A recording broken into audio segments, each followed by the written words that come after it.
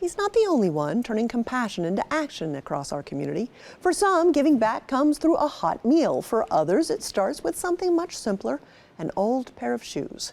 He's known as the Charlotte Shoe Man. Adam Brooks has a knack for finding high-quality vintage men's shoes, restoring them and gifting them to men who need a pair. Producer Russ Hunsinger shows us how this is more than a hobby for Adam. It's a mission rooted in kindness and a hope that others will pay it forward too.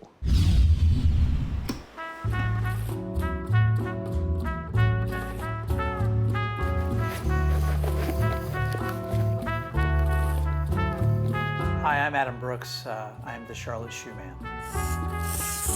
I love a good quality shoe. The origins of this for me, I got a promotion and spent a lot of money on a pair of shoes, more than I had before.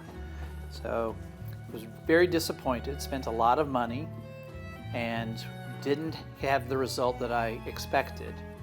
So I started researching. And guys, they really don't make them like they used to. So I started getting into vintage shoes.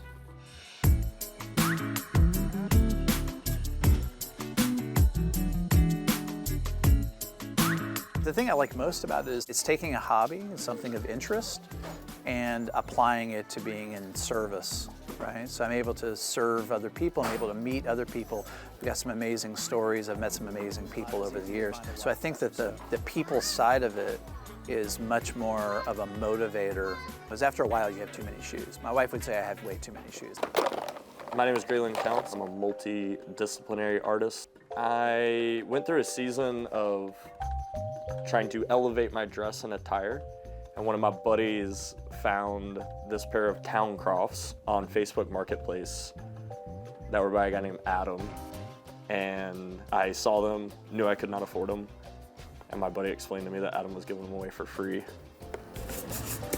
What Adam's doing with the mission of the Shoe Man of Charlotte is this jumping off point of a very, very small act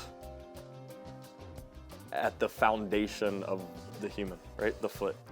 And the impact is incredible.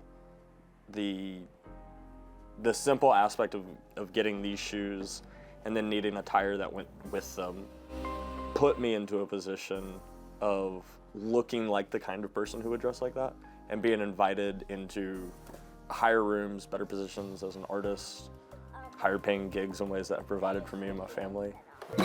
I don't really like receiving cash. Someone will try to pay me or whatever. And honestly, I think it just muddles it. It's not why I do it. I'm happy to give the gift. What I'd like to see is the gift resonate with someone and create a ripple effect where they're going to create action and someone else is going to create action and someone else is going to create action. So that's the challenge. I ask everyone that receives a pair of shoes that in their own time and in their own way. So they may not be able to do it in that moment. That's fine.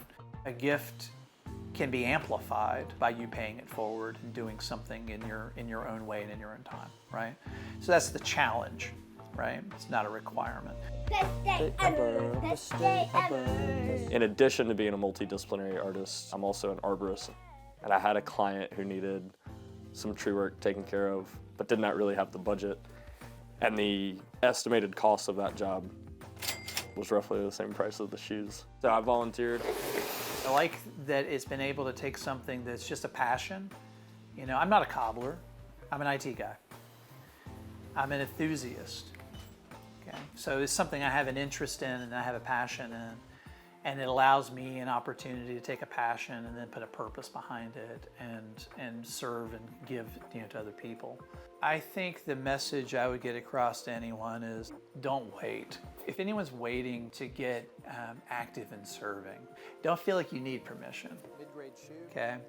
So you don't have to have enough money, you have to have enough heart. You don't have to have a business, you just have to have a passion. You don't have to have permission, you just have to have a willingness. I don't believe that there's any small way to serve.